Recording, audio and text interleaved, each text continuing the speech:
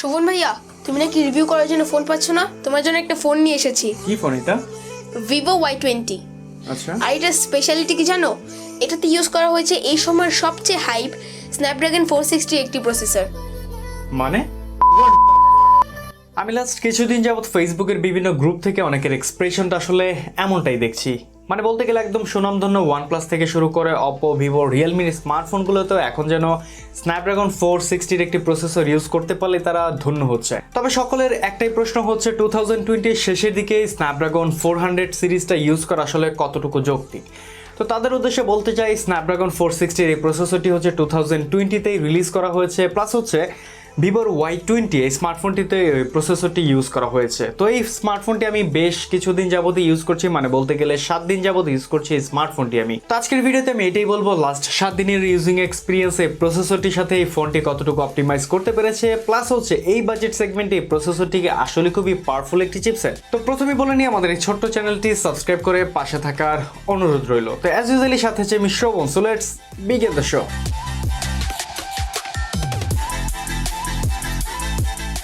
আমাদের আজকের ভিডিওটি স্পন্সর করেছে এয়ারসেল। তাদের লোকেশনটি হচ্ছে জামগড়ার আশুলিয়াতে, আর তারা হচ্ছে ভিভোর একটি অথরাইজড শপ। ভিভোর যে কোনো ধরনের ফোন তাদের কাছে অ্যাভেলেবল রয়েছে, আর সাথে যদি আপনি আমাদের সাবস্ক্রাইবার হয়ে থাকেন তাহলে পাচ্ছেন স্পেশাল ডিসকাউন্ট। তো তাদের সম্পর্কে সমস্ত ডিটেলস থাকছে ভিডিও ডিসক্রিপশনে। সো ওয়েল, ভিভো Y20 স্মার্টফোনটি বাংলাদেশে একটি ভেরিয়েন্টে লঞ্চ করা হয়েছে, যা হচ্ছে 4GB র্যামের সাথে 64GB স্টোরেজ, এবং এই ফোনটির প্রাইসিংও রাখা হয়েছে 15,000 টাকা। ভিভো Y সিরিজের বিভিন্ন ফোন থেকেই এটিকে একটু ব্যতিক্রম রূপেই সাজানো হয়েছে। মানে বলা যায় এর বিল কোয়ালিটি একদম প্লাস্টিক হলেও এর আউটলুকটি ছিল অনেকটাই গর্জিয়াস। এর পেছনে একটা সানরাইজ প্যাটার্ন দেওয়া হয়েছে, যা দেখতে আসলে খুবই গর্জিয়াস লাগছিল। তবে ফোনটি যেহেতু পলিকার্বনেট গ্লসে ফিনিশ, যার জন্য বলা যায় এতে প্রচুর পরিমাণে স্ক্র্যাচ পড়ার সম্ভাবনা রয়েছে, যার জন্য আপনারা চাইলে এর একটা ট্রিপিউ কেস ইউজ করতে পারেন। আর সাথে ফোনটিতে ব্যবহার করা হয়েছে 5000 mAh এর একটা ব্যাটারি। তারপরও বলতে গেলে স্টিল এটা ছিল অনেকটাই লাইট ওয়েট, মানে এটা তেমন কোনো বাল্কি ফিল আসেনি আমার কাছে। আর ফোনটির রিয়ার সাইডে ক্যামেরা বাম্পচার অনেকটাই ক্লিনই ছিল। এর অন্যতম কারণ হচ্ছে ফোনটিতে থাকছে সাইড মাউন্টেড ফিঙ্গারপ্রিন্ট সেন্সর, যেটা বলা যায় এই 15,000 টাকা বাজেট রেঞ্জে এইটাই হয়তো বা প্রথম। আর ফিঙ্গারপ্রিন্টটি ছিল যথেষ্ট রকমের ফাস্ট, মানে অনেকটাই বলা যায় অ্যাকুরেটলি আনলক করতে পারছিল। তার সাথে বলা যায় সাইড মাউন্টেড ফিঙ্গারপ্রিন্ট থাকার পরেও এটা যথেষ্ট পরিমাণ ফাস্ট ছিল। তার উপরে থাকছে একটা ভলিউম রকার, এবং লেফট সাইডে পাবো একটি সিম স্লট, যেখানে দুইটি সিমের সাথে একটি ডেডিকেটেড এসডি কার্ড স্লট রয়েছে। এবং এর বটম সাইডে রয়েছে 3.5mm headphone Jack, primary microphone port, একটি স্পিকার, এবং সর্বশেষ রয়েছে একটি মাইক্রো ইউএসবি পোর্ট, যেটা আমার কাছে খুবই ডিসঅ্যাপয়েন্টেড লেগেছে। যার জন্য বলবো এই বাজেট রেঞ্জে অবশ্যই এখানে একটা ইউএসবি টাইপ সি পোর্ট দেওয়া খুবই জরুরি ছিল। ফোনটিতে ইউজ করা হয়েছে 6.5 ইঞ্চির একটি আইপিএস ডিসপ্লে, যার 83% স্ক্রিন টু বডি রেশিও ছিল। আর এই ডিসপ্লেটি থাকছে মূলত একটি 720p রেজুলেশনের সাথে, যা এই বাজেট রেঞ্জে আরেকটা নেগেটিভ ইস্যু। সাথে এর পিপি ডেন্সিটি হচ্ছে 270। তবে হচ্ছে ডিসপ্লেতে ম্যাক্সিমাম কত নিটস পর্যন্ত ব্রাইটনেস ইউজ করা হয়েছে সে সম্পর্কে কোনো আইডিয়া ছিল না আমাদের। তবে বলা যায় এটা হচ্ছে একদম ডিরেক্ট সানলাইটে ইউজ করলে এটাতে কিছুটা ভিজিবিলিটির সমস্যা পেয়েছি আমরা, বাট ইনডোর বা নর্মাল ডে টু ডে ইউজের ক্ষেত্রে তেমন কোনো নেগেটিভিটির ইস্যু ছিল না এতে। তবে যেহেতু এতে ফুল এইচডি প্লাসের কোনো ডিসপ্লে থাকছে না, যার জন্য বলা যায় শার্পনেস কিছুটা কমই লেগেছে।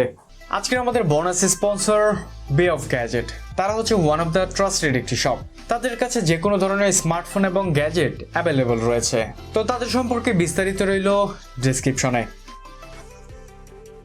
ফোনটির অপারেটিং সিস্টেমে থাকছে ফানটাচ 10.5, সাথে এটাকে পাওয়ার করছে অ্যান্ড্রয়েড 10।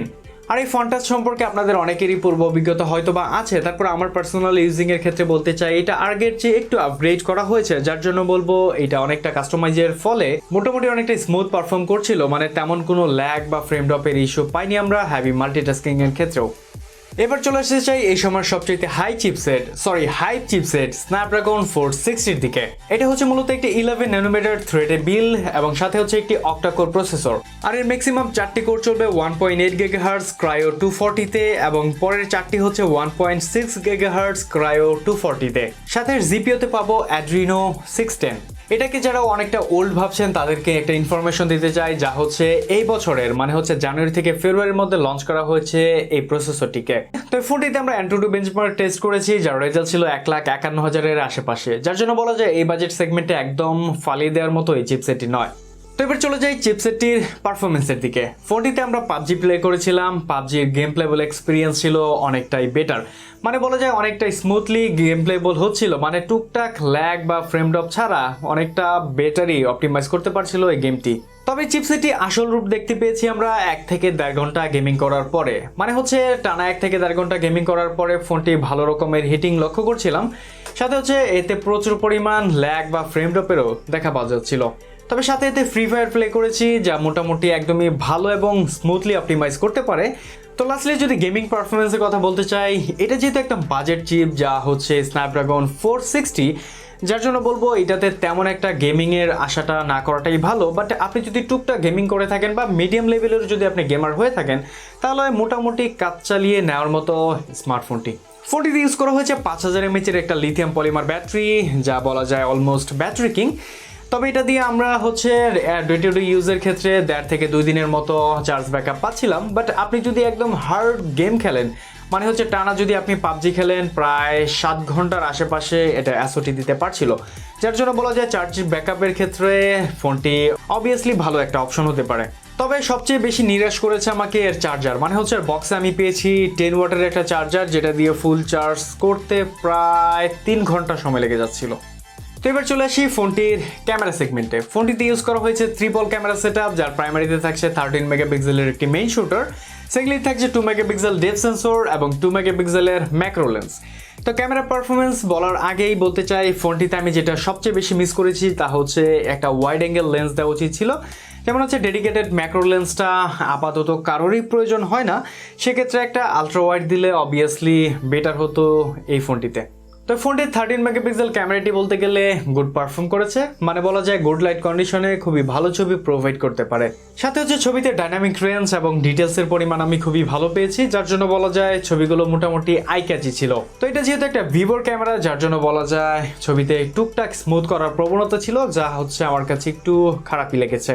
তাছাড়া বলতে গেলে পোর্ট্রেট শট পাবেন খুবই ভালো, সাথে ম্যাক্রোটাও মোটামুটি অপটিমাইজ করতে পারে, বাট এই বাজেট রেঞ্জে আমার কাছে তেমন একটা বেটার অপশন লাগেনি।